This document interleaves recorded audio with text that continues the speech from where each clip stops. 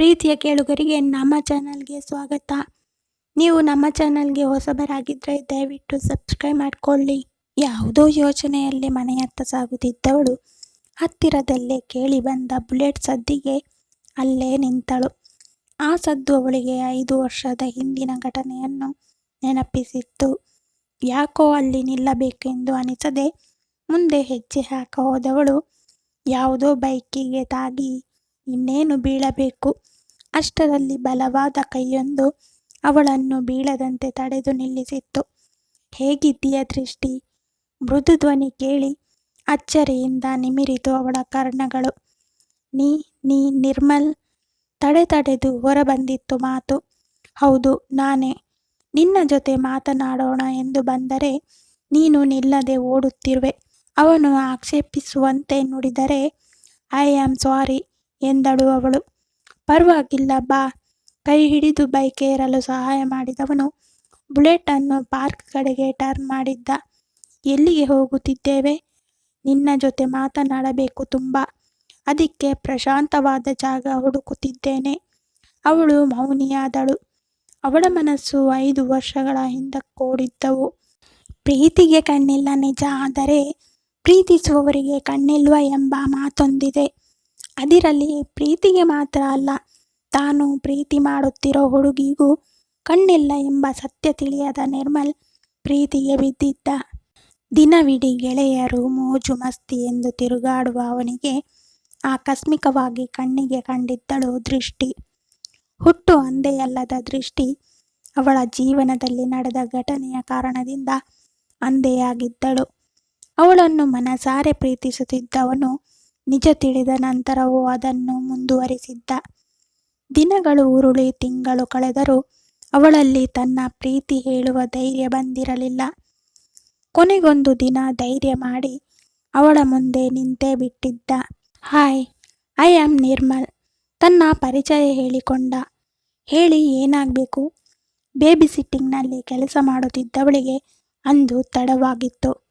I love you ತಡೆದು ನೇರವಾಗಿ ಹೇಳಿದ್ದ. ಅವನ ಮಾತು ಕೇಳಿ ಒಂದು ಕ್ಷಣ ಗಾಬರಿಗೊಂಡವಳಂತೆ ನಿಂತ ದೃಷ್ಟಿ ವಾಟ್ ಎಂದಿದ್ದಳು. ನನಗೆ ನಿಮ್ಮ ಬಗ್ಗೆ ಎಲ್ಲ ಗೊತ್ತು, ಆದರೂ ನನಗೆ ನಿಮ್ಮನ್ನು ಪ್ರೀತಿಸದೇ ಇರಲು ಸಾಧ್ಯವಿಲ್ಲ. ನಾನು ನಿನಗೆ ಬಾಳು ಕೊಡುತ್ತೇನೆ. ದಿನನಿತ್ಯ ಈ ರೀತಿ ಕೆಲಸ ಮಾಡೋ ಯಾವುದೇ ಅಗತ್ಯ ಇಲ್ಲ. ಆ ರೀತಿ ನಿನ್ನನ್ನು ಚೆನ್ನಾಗಿ ನೋಡಿಕೊಳ್ಳುತ್ತೇನೆ. ಪಟಪಟನೆ ಹೇಳಿದ ಮಾತು ಕೇಳಿ ಅವಳಿಗೆ ಕೋಪ ಬಂದಿದ್ದವು.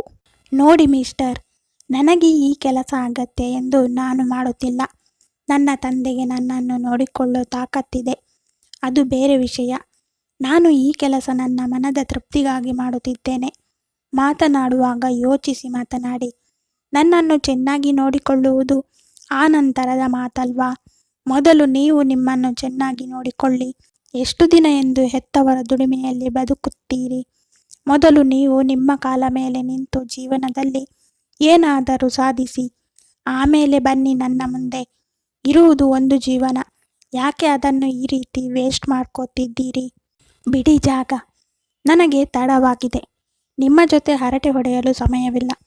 ಅವನ ಜೀವನದ ಬಗ್ಗೆ ಗೆಳತಿಯರಿಂದ ತಿಳಿದಿದ್ದ ದೃಷ್ಟಿ ಬೇಕೆಂದೇ ಆ ರೀತಿಯ ಮಾತುಗಳನ್ನಾಡಿದ್ದಳು.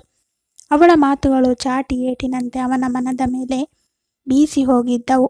ಬೇಸರವೂ ಅಲ್ಲ, ಕೋಪವೂ ಅಲ್ಲ ಎಂಬಂತಹ ಹತಾಶೆಯ ಮುಖ ಹೊತ್ತು ಅಲ್ಲಿಂದ ವಾಪಸ್ಸಾಗಿದ್ದ ನಿರ್ಮಲ್. ದೃಷ್ಟಿ ಏನು ಯೋಚಿಸ್ತಿದ್ದೀಯಾ? ಬೈಕ್ ಪಾರ್ಕ್ ಮಾಡಿ ಅವಳನ್ನು ಕೂಗುತ್ತಿದ್ದ ನಿರ್ಮಲ್. ಹಾಂ ಎಂದವಳು ವಾಸ್ತವಕ್ಕೆ ಬಂದಿದ್ದಳು. ಏನು ಯೋಚಿಸ್ತಿದ್ದೆ? ಇಳಿ ಕೆಳಗೆ. ಪಾರ್ಕ್ ಬಂತು. ಕೈ ಹಿಡಿದು ಇಳಿಯಲು ಸಹಾಯ ಮಾಡಿದ ನಿರ್ಮಲ್ ತಾನು ಇಳಿದಿದ್ದ. ನಿರ್ಮಲ್, ಯಾವಾಗ ಬಂದೆ ನೀನು ಡೆಲ್ಲಿಯಿಂದ? ಮೆಲ್ಲಗೆ ಕೇಳಿದ್ದಳು. ನಿನ್ನೆಯಷ್ಟೇ ಬಂದೆ ಎಂದವನು ಈ ಕಡೆ ಬಾ ಎನ್ನುತ್ತಾ ಅವಳ ಕೈ ಹಿಡಿದು ನಡೆಸಿದ್ದ. ಪಾರ್ಕ್ ಒಳಗೆ ಬಂದವನು ಯಾರಿಲ್ಲದ ಪ್ರಶಾಂತ ಜಾಗವೊಂದನ್ನು ನೋಡಿ ಅವಳನ್ನು ಅಲ್ಲಿಗೆ ಕರೆತಂದು ಬೆಂಚ್ ಮೇಲೆ ಕೂರಿಸಿದ್ದ. ಹೇಗಿದ್ದೀಯ ದೃಷ್ಟಿ ಕೇಳಿದ. ಹೀಗಿದ್ದೀನಿ ನೋಡು ಎಂದಾಗ ನಗು ಬೀರಿದ ಅವನು. ಯಾಕೆ ಸಂಕೋಚ ಪಡ್ತಿದ್ದೀಯಾ? ಅಂದು ಅಷ್ಟೆಲ್ಲ ಮಾತನಾಡಿದೆ, ಇಂದು ನೋಡಿದ್ರೆ? ಅವಳು ಉತ್ತರಿಸಲಿಲ್ಲ. ಕಂಗಳಲ್ಲಿ ತೆಳುವಾಗಿ ನೀರಾಡಿತು. ಅರೆ, ಯಾಕೆ ಅಳ್ತಿದ್ದೀಯಾ? ಕಣ್ಣೊರೆಸುತ್ತಾ ಕೇಳಿದ. ನಾನಂದು ಹಾಗೆ ಮಾತನಾಡಬಾರದಿತ್ತು. ಐ ಆಮ್ ಸಾರಿ, ಸಣ್ಣಗೆ ನುಡಿದಳು.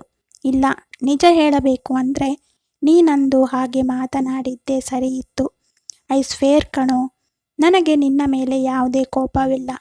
ಅಂದು ನಿನ್ನ ಮಾತು ಕೇಳಿ ನೀನು ನನ್ನ ಹಂಗಿಸ್ತಿದ್ದೀಯಾ ಅಂತ ಒಂದು ಬಾರಿ ಕೋಪ ಬಂದಿದ್ದು ನಿಜ. ಆದರೆ ಕುಳಿತು ಯೋಚಿಸಿದಾಗ ನಿನ್ನ ಮಾತು ನಿಜವಾಗಿತ್ತು. ಅದೇ ಮಾತನ್ನು ನಮ್ಮ ಮನೆಯಲ್ಲಿ, ಫ್ಯಾಮಿಲಿಯಲ್ಲಿ ಸಾಕಷ್ಟು ಮಂದಿ ಹೇಳಿದ್ದಾರೆ ನನಗೆ. ಆದರೆ ಆಗ ಆ ಮಾತು ತಲೆಗೆ ಹೋಗಿರಲಿಲ್ಲ. ಎಲ್ಲದಕ್ಕೂ ಒಂದು ಸಮಯ ಅನ್ನುವುದು ಬರಬೇಕು ಅಂತಾರಲ್ಲ, ಹಾಗೆ. ನಿನಗೊಂದು ಸತ್ಯ ಹೇಳ, ಅವಳ ಗಲ್ಲವನ್ನೆತ್ತಿ ಕೇಳಿದ.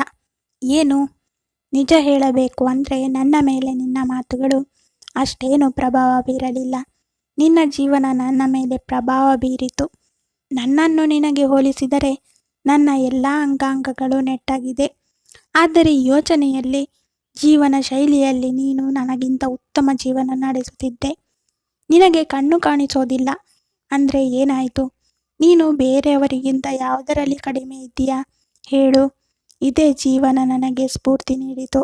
ನಾನು ಜೀವನದಲ್ಲಿ ಏನಾದರೂ ಸಾಧಿಸಬೇಕು ಎಂಬ ಛಲ ಹುಟ್ಟಿಸಿತು.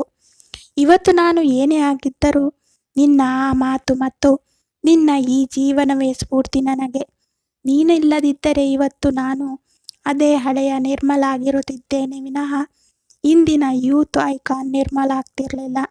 ಅವನ ಮಾತಿಗೆ ಕಿವಿಯಾಗಿದ್ದವಳು, ಇಲ್ಲ ನಿರ್ಮಲ್, ಇದರಲ್ಲಿ ನನ್ನದೇನೂ ಪಾತ್ರವಿಲ್ಲ. ಇಲ್ಲಿ ನಾನು ಕೇವಲ ನಿಮಿತ್ತ ಮಾತ್ರ. ನಾನಲ್ಲದಿದ್ದರೆ ಇನ್ಯಾರೋ ಇರುತ್ತಿದ್ದರು. ಆದರೆ ಇವತ್ತು ನೀನು ಆ ಸ್ಥಾನದಲ್ಲಿ ಇದ್ದೀಯಾ ಅಂದರೆ ಅದು ನಿನ್ನ ಶ್ರಮಕ್ಕೆ ದೊರೆತ ಫಲ. ನೀನು ಸುಮ್ಮನೆ ನನ್ನ ಹೊಗಳುತ್ತಿರುವೆ ಅಷ್ಟೇ. ಕ್ರೆಡಿಟ್ ಬೇಕಿರಲಿಲ್ಲ ಅವಳಿಗೆ. ಸರಿ, ನಿನಗೆ ಕ್ರೆಡಿಟ್ ಬೇಡದಿದ್ದರೆ ನಾನು ಹೊಗಳೋದಿಲ್ಲ. ಆದರೆ ಈ ಬಾರಿ ನಮ್ಮ ಮದುವೆಯ ದಿನಾಂಕ ನೀನು ಮುಂದೂಡುವಂತಿಲ್ಲ. ನಿನ್ನ ಆಸೆಯಂತೆ ಈಗ ನೀನೇ ಸ್ವಂತ ಬೇಬಿ ಸಿಟ್ಟಿಂಗ್ ಕೇರ್ ನಡೆಸುತ್ತಿದ್ದೀಯಾ. ಇದೇ ದಿನಕ್ಕಾಗಿ ತಾನೇ ಕಾದಿದ್ದು. ಅಂದು ನೀನು ಹೇಳಿದಂತೆ ನಾನು ನನ್ನ ಜೀವನದಲ್ಲಿ ಒಂದು ಹಂತಕ್ಕೆ ಸಾಧಿಸಿ ನಿನ್ನ ಮುಂದೆ ನಿಂತಾಗ ನೀನು ನನ್ನಲ್ಲಿ ಕೇಳಿಕೊಂಡಿದ್ದೆ, ನಾನು ಸ್ವಂತದಾಗಿ ಒಂದು ಬೇಬಿ ಸಿಟ್ಟಿಂಗ್ ಕೇರ್ ಸಂಸ್ಥೆ ನಡೆಸಬೇಕು. ಅಲ್ಲಿಯವರೆಗೆ ನೀವು ಕಾಯುವಿರಿ ಎಂದಾದರೆ ನನಗೇನೂ ತೊಂದರೆ ಇಲ್ಲ ಎಂದು. ನಿನಗೆ ಕೊಟ್ಟ ಮಾತಿನಂತೆ ಅಂದು ಹೋದವನು ಇಂದು ಮರಳಿ ಬಂದಿದ್ದೇನೆ. ಈಗ ನಿನ್ನಾಸೆಯೂ ಈಡೇರಿದೆ. ಈಗಲಾದರೂ ಒಪ್ಪಿಗೆ ಕೊಡು. ಪುಟ್ಟ ಮಗು ಚಾಕೊಲೇಟಿಗೆ ರಚ್ಚೆ ಹಿಡಿಯುವಂತೆ ಕೇಳಿದ ಅವನ ಮಾತಿಗೆ ನಗು ಬಂದಿತ್ತು ಅವಳಿಗೆ. ಸರಿ, ನಾಳೆ ಬಂದು ಮನೆಯಲ್ಲಿ ಮಾತನಾಡಿ. ಕೊನೆಗೂ ಒಪ್ಪಿಗೆ ನೀಡಿದ್ದಳು. ಯಾಹೂ, ಸಂತಸದಿ ಕೇಕೆ ಹಾಕಿ ಮೇಲಕ್ಕೆ ಜಿಗಿದಿದ್ದ ನಿರ್ಮಲ್. ಒಬ್ಬರಿಗೊಬ್ಬರು ಹೆಗಲಾಗಿ ನಡೆಯುವೆವು ಎಂಬ ನಿರ್ಧಾರಕ್ಕೆ ಇಬ್ಬರ ಒಪ್ಪಿಗೆಯ ಮುದ್ರೆಯೂ ಬಿದ್ದಿತ್ತು. ನಿರ್ಮಲ್ ಪ್ರೀತಿ ಮತ್ತು ಯೋಚನಾ ಶಕ್ತಿ ದೃಷ್ಟಿಯಾದರೆ ಅವಳ ಕಣ್ಣ ದೃಷ್ಟಿ ಅವನಾಗಿದ್ದ. ಜೀವನದುದ್ದಕ್ಕೂ ಕೈ ಹಿಡಿದು ನಡೆಸುತ್ತೇನೆ ಎಂದು ನುಡಿದ ಅವನ ಮಾತು ಇಂದು ನಿಜವಾಗುತ್ತಿದೆ ಎಂಬ ಹರ್ಷಕ್ಕೆ ಅವನ ಗಂಟಲಿನಿಂದ ಮಾತೇ ಹೊರಡುತ್ತಿಲ್ಲ. ನಿರ್ಮಲ್, ಆಗಲೇ ತಡವಾಗಿದೆ, ಮನೆಗೆ ಹೋಗೋಣ. ಅವಳ ಪ್ರಶ್ನೆಗೆ ಸರಿಯೆಂದು ತಲೆದೂಗಿ ಅವಳನ್ನು ಕೈ ಹಿಡಿದೆ ನಡೆಸಿದ್ದ ಬುಲೆಟಿನೆಡೆಗೆ ಜೊತೆಯಾಗಿ ಹೆಜ್ಜೆ ಹಾಕಿದ ಗುರುತಿಗೆಂಬಂತೆ ನಡೆದು ಬಂದ ದಾರಿಯಲ್ಲಿ ಮೂಡಿದ ಹೆಜ್ಜೆ ಗುರುತು ಅವರ ಪ್ರೀತಿಗೆ ಅಸ್ತು ಎಂದಿತ್ತು. ಜೋಡಿಯನ್ನು ಹೊತ್ತ ಬುಲೆಟ್ ಮನೆಯೆಡೆಗೆ ಸಾಗಿತ್ತು. ಧನ್ಯವಾದಗಳು. ಈ ಕತೆ ಇಷ್ಟ ಆಗಿದ್ದರೆ ಲೈಕ್ ಮಾಡಿ, ಶೇರ್ ಮಾಡಿ. ಸಬ್ಸ್ಕ್ರೈಬ್ ಮಾಡಿದವರು ದಯವಿಟ್ಟು ಸಬ್ಸ್ಕ್ರೈಬ್ ಮಾಡಿಕೊಳ್ಳಿ. ಧನ್ಯವಾದ.